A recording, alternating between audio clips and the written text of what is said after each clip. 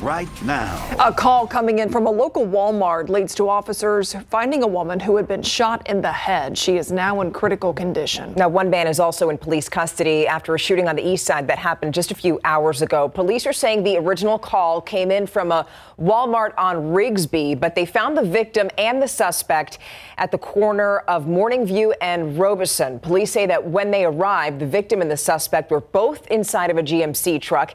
At this time, however, investigators don't have much information. They're still gathering evidence, speaking to witnesses. They don't know what led up to that shooting, but one thing they do know is that the suspect and the victim are both in their 30s. Now to the city's west side, where train tracks are causing a big problem, but there may finally be a solution. So those tracks have actually been causing problems for years. They even slowed down emergency vehicles. Something is being done about it, but Camelia Juarez tells us that some people will have to give up their businesses and their homes for a bridge. Train stops there, and it's about 20 minutes, 30 minutes, even an hour. Adolf Ruiz has lived near the train tracks on Zarzamora and Frio City for 25 years. The train tracks hurt his commute.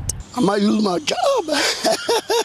San Antonio Public Works Department says it affects public safety. It's a badly needed improvement because of 35 trains a day going through there and stopping traffic, stopping emergency vehicles. After nearly 10 years of planning, the city finally has the $35 million to build an overpass over the train tracks at Zarzamora and Frio City Road. The project is moving along. It's a very large and complex project, so it does take some time. Right now, an environmental impact study is going on and should be finished by the end of next year. Then the city will start buying properties that might be impacted by construction beginning in 2025. City officials say that most of these businesses along Zarzamora will be impacted by the construction and less houses will be impacted. There are some partial takes, I think, from some of the residential properties. I think there may be one residential property that is a whole take. Oscar's Taco House is on the line for demolition. Owner Alex Bruenda doesn't want to give up his restaurant. My dad used to bring me here when I was 2, 3, 4. Now I bring my 3, 4, 5-year-olds. And it's an icon. It's a legacy for the city. City officials are offering to relocate his building once construction begins. It's a win-win situation for us, but they're going to do it. The overpass should be complete by 2028. Camelia Juarez, KSAT 12 News. A brawl inside a Bexar County courtroom today. A murder defendant was punched by family members of the teenager that he's charged with killing. Victor Rivas was at the center of that fight in court this morning. 4 people, 2 of them minors, will now be charged with assault and impeding a court proceeding. Bexar County Sheriff's officials say that Rivas gestured toward the family of Ethan Soto. That's the 15-year-old he's accused of killing in May of last year. It's not very often that those types of assaults happen in the courtroom, but it's not completely unusual either. Judge Ron Ronhell says Judge Michael Mary hit a panic button and left the courtroom during this brawl, as he has been instructed to do. Ronhell added that it's unlikely any of the 4 people charged will be allowed to attend future court hearings in this case. A remarkable act of heroism unfolding in a Northeast Side neighborhood last night. A man's quick thinking and courage helped save the life of a San Antonio police officer. SAPD arrived to a home on Thursday evening for reports of a domestic disturbance. This man, Joshua Rael, a neighbor there, says he quickly got his kids and others into his home as police were arriving. Then minutes later, he says shots were fired. 2 San Antonio police officers were shot in the line of duty.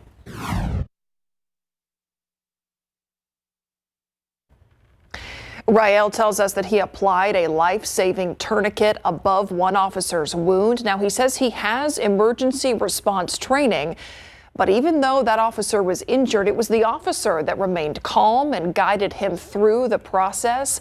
He says his wife also assisted giving the officer water and helping to stop the bleeding. You know, it's unfortunate, but there was another story I wanted to tell you about that, it reveals how dangerous it is for officers responding to domestic violence calls. Our KSAT Investigates team found that SAPD responds to thousands of domestic violence calls each year. And as Lee Waldman reports, they're some of the deadliest that they have to face that put their lives at risk. Volatile, dangerous, and emotional calls. That's how San Antonio Police Chief William McManus is describing calls for domestic violence after 2 of his officers were shot last night. We were very fortunate tonight that we didn't have the 2 initial officers killed, and we didn't have the officers who went in to extract them injured. The chief says they were called when this man, 40-year-old Jesus Prado, allegedly came to pick up his children and got into a fight with his wife. Bexar County court records show she filed for divorce in March. McManus says Prado started dumping gasoline in the home.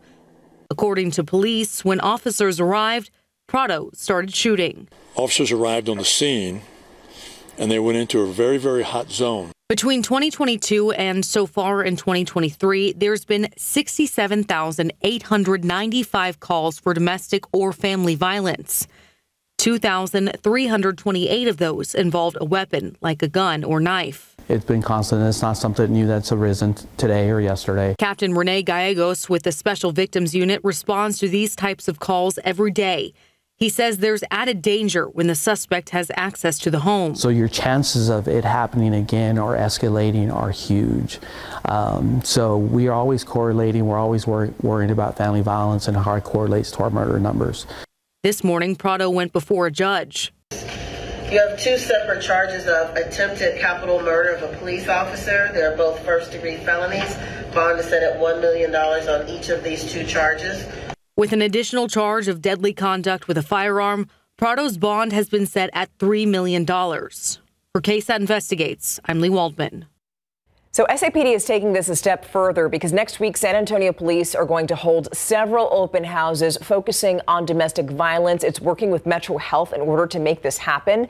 The open houses are going to take place next Wednesday from 10 to 2 at all police substations, and people can go there to get resources for victims. Cars speeding through your neighborhood or maybe backed up at a long light. Some San Antonio City Council members say that traffic is one of the top concerns they hear about from residents.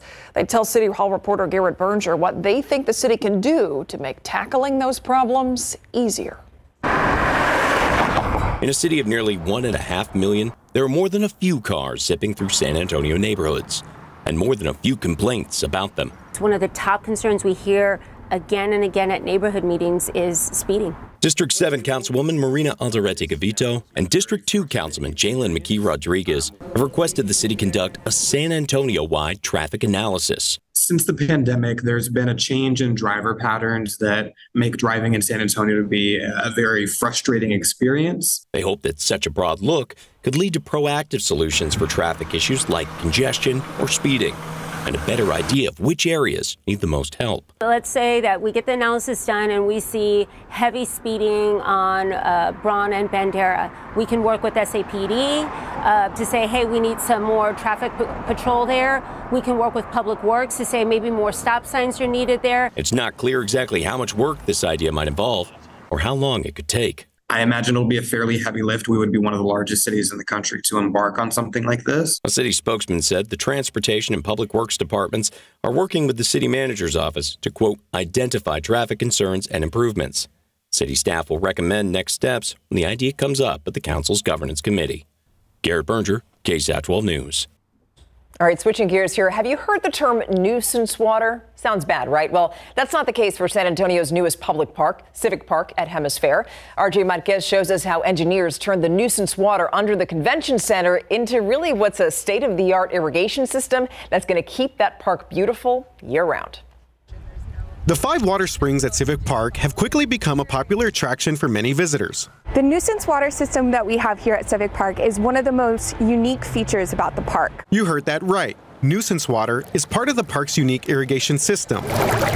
We got a look at how all of this works. What the design does is capture that nuisance water from the French drains around the convention center. The groundwater is then filtered and sent to the connecting springs and Great Lawn. The water does not come from the Edwards Aquifer or city's water system, meaning there will be no watering restrictions during drought periods. Believe it or not, we installed this lawn in July. We never had to pull potable water, and this lawn was emerald green from the day we put it in. Another interesting part of this irrigation system is the underground cistern, which is directly below us right now. It is 40 feet below ground and collects more than 41,000 gallons of water. 16 different parts that made 8 kind of clamshells. So there's 8 bottom pieces that go around, they interlock together. And if you can imagine that, it's as big as a swimming pool. It's huge. The system also waters the park's 200 trees and shrubs. This is all part of Civic Park's conservation efforts. When we were thinking about the design, we were thinking about water sustainability, and being able to use nuisance water is one of the most sustainable practices that we could think of. It's been such a joy to watch people come in and enjoy the springs, dip their feet in the water. RJ Marquez, KSAT 12 News. Not a bad day for that. Taking a dip with your feet in the water, maybe a splash pad. We're not done with those quite yet. No, I mean, that's like the biggest rain barrel I've ever seen. Yeah, you were interested in that. That was super cool system. And all the pipes and engineering involved. Fascinating. Love it. I do want to point out we've got these high clouds that are moving back in. We noticed that this afternoon, and that's good to see because this is the time of day. And when you get those high clouds, you can have a beautiful sunset. So keep your eyes peeled and have your KSAT Weather Authority app ready. Submit your photos on KSAT Connect and I can share them on air. 94 was our high temperature today. That's a record breaker. Another record breaker on the way tomorrow. We'll talk more about that in our next chance of rain in a bit. All right, now here's a live look outside. We want to talk to you about your traffic situation. That's 281 at the quarry where, yeah, you can see that lane right there. Looks like that. Is that headed towards the downtown area? Yeah, traffic coming towards us, slowing down. Yeah, it looks like it's, a little slow. The other side looks better, but hey, it's not too bad out there considering it's Friday night, 6:10 out there right now. Lots of treetops in that view. Well, we've experienced 2 years of drought in San Antonio. So as fall is here, how is that drought going to affect the fall foliage? We'll tell you after the break.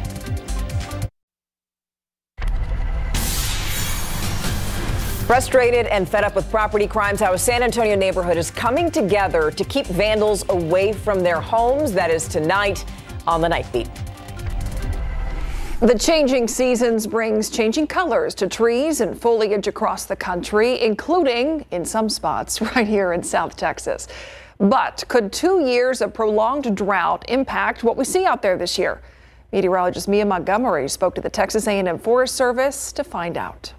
As temperatures drop during the fall season, leaves start to turn into beautiful fall colors. Trees that are native to our area, like big-tooth maples and bald cypress trees, throw off these colors, especially in the hill country, lost maples, and even right here in San Antonio. Lost maples is like the highlight, the best place to view fall foliage if the conditions are right, because they have the big-tooth maples, which is our native maple, and they can turn vibrant orange and red. And then more local in San Antonio, if it's good fall color, I mean, even the Riverwalk is lined with those big bald cypress trees, so you can get nice fall color there. Leaves start to change color as chlorophyll, which is the pigment that makes them green, breaks down as days become shorter and cooler temperatures set in. Other pigments are then revealed, which produce the yellow, orange, and red hues that appear in the fall. And even though some species of trees like this pecan tree are already starting to show signs of fall foliage, peak fall foliage doesn't take shape until mid to late November. The extent of this color-changing process can be at the mercy of the weather, though, especially after 2 years of prolonged drought.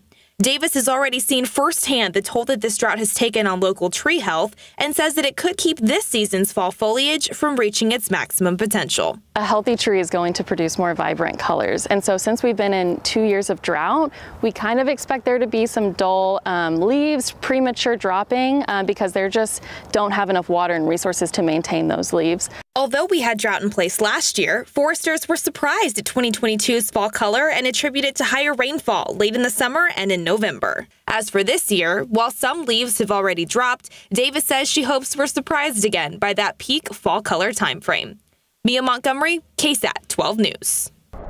What a shame that we're looking at beautiful fall foliage, and yet we come out here and, as you can see right there at the bottom, 91 degrees. Even if you do find some color, it doesn't feel like fall at the moment. Not at all. At the moment. We're putting it on pause, on hold, okay? We'll take a rain check for the fall. It's on hold. And I did notice some of the oak trees, the type that actually do change and shed their leaves, not the live oaks that we have around here, but some of the other ones. A lot of them in my neighborhood, they already shed their leaves during the drought. I think that's a defense mechanism for them when it was just so dry. Anyway, let's talk about this evening. 91 right now, but by 8 o'clock, 83. 10 o'clock, 76. So temperature falling off quickly, but it's not going to drop all that low because, well, we've got the the return of more spring-like conditions and even early summer. 62 tomorrow morning in San Antonio. Not so bad in the morning, but by the afternoon, we're back into the 90s, into record-breaking territory. 93 in San Antonio, Del Rio up to 95, Kerrville, Fredericksburg 91, Seguin 94, Castroville and Von Army 93 degrees. So feeling the warmth again tomorrow. By Sunday, the humidity returns, and that'll mean some morning fog. Also, additional clouds above us, some more clouds than sun. That'll drop the temperature down to 86 for the high, still above average for this time of year. And then next week, we'll have highs in the low to mid 80s. So just 90s for one more day, and then we'll see a little bit of a shift. But it's not going to be fall-like anytime soon. Let's talk about the big picture and our overall weather pattern. Big Blue H, upper level high. No surprise, it's pretty much right overhead, pressing down on us. It's trying to get in one last hurrah here, as if we didn't have enough of it all summer. It's also holding up. Hurricane Norma here, that's headed toward Cabo San Lucas. Now, this is a strong hurricane, Category 3 hurricane. You look at the visible satellite imagery, and it's very wide-ranging storm. And actually, we're getting some of the high-level cirrus clouds. Look at these. You can barely see them, but they're streaming overhead. Those are actually related to Norma. So if you're outside today and you looked off to the west and you saw some of those high, thin clouds, those were basically peeling off the top of Hurricane Norma and headed our way. Also, keep in mind, these can set the stage for a beautiful, colorful sunset. So have your camera phones ready to go.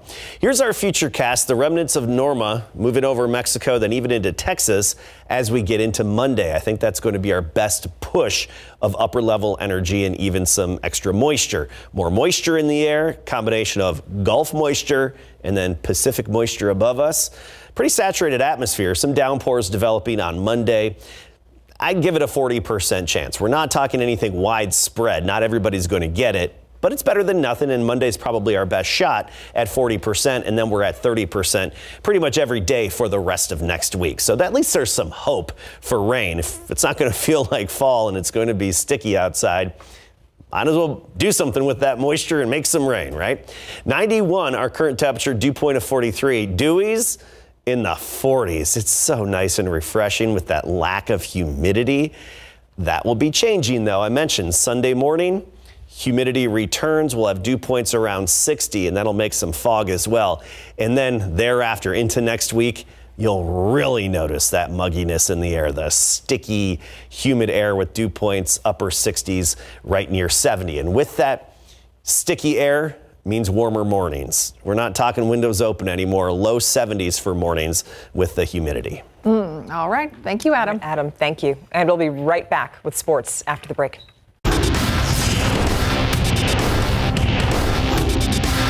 I mean, it's definitely a lot knowing this is your last time ever doing it. So, I mean, you obviously want to go out on your terms. So, I mean, that's why we've been picking it up, because all of us seniors realize, I mean, this is it. So it's time to get it into gear and just go as far as we can possible and just come together and just be as best we can be.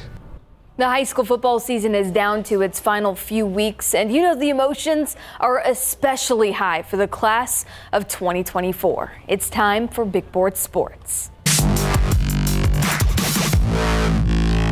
Tonight, Irwin-Lee Field is the spot for an all-important District 13 4A D2 rivalry game between 5-2 Navarro and 7-0 Wimberley.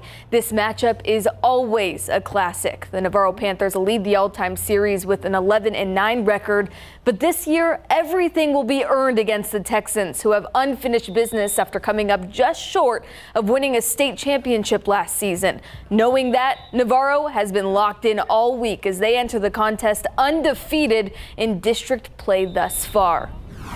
We're just trying to stay level-headed, you know, because you can't get too high, but you can't get too low at the same time. So I'm just trying to stay level-headed and just take it 1 week at a time. And we're kind of, it is a big game, but you can't get way too high because then you lose focus. So we're just keeping it as another week, but yes, it is. It's going to be a great game. This week's easy to get up for. The kids know who they are. We've played them multiple times throughout the last few years, and couple of times in single seasons, so we know each other well, and the kids are going to get excited and play anytime they have a chance to play Wimberley, but with the district championship on the line, makes it that much sweeter and nicer.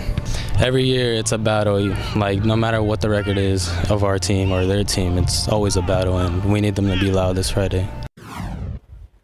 Here is the big game coverage road trip route. We'll see Wimberley visit Navarro High School in Geronimo, and the last stop has Seguin at New Braunfels Canyon.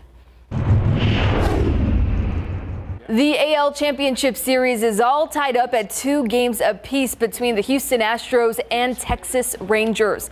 Both clubs have preferred winning on the road. Today's game stays in Arlington before heading back to Houston, and the Astros are keepers of all of the momentum, having racked up 18 runs in back-to-back victories at Globe Life Field. So let's check in Game 5. And the Rangers lead 4-2. I believe it's in the 8th inning. Adelis Garcia hit a 3-run bomb to retake the lead for Texas in the 6th inning. All right, Victor Wembanyama and the Spurs are set to go up against Steph Curry and company in San Francisco tonight for their final preseason game. Everyone is available for San Antonio as this game poses as one final primer before Wednesday's regular season opener against the Mavericks. We've seen a variation of potential starting lineups this preseason, and with that, Wemby's confidence in his teammates, including Jeremy Sohan, has grown.